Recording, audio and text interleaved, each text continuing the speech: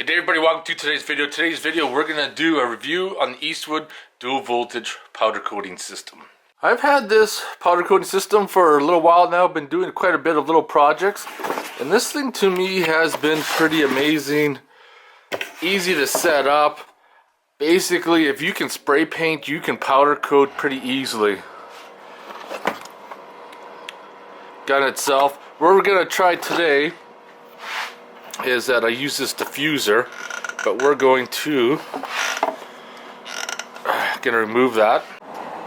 We're going to shoot with this nozzle off for a little bit more of a straight pattern. Applying it is so simple. Just make sure your box is plugged in. You got a regulator. I got another air dryer on there. Also an air dryer coming off the compressor. Air is set for 8 to 10 psi. Let's get some powder in there. Let's start spraying.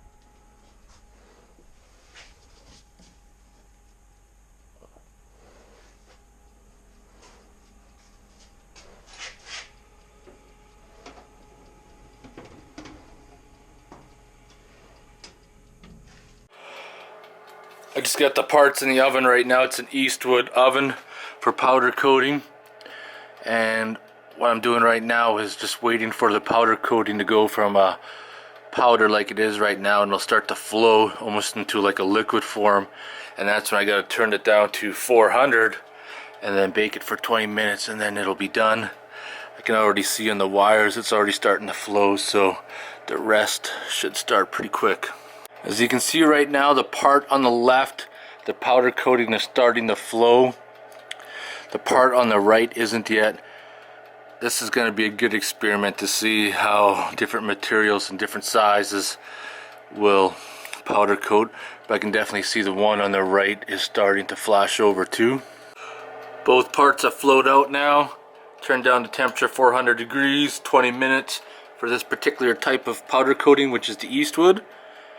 And then our part will be done. So in the end, this is our finished product right here. So much easier to powder coat. Curing time is so much quicker than it is painting.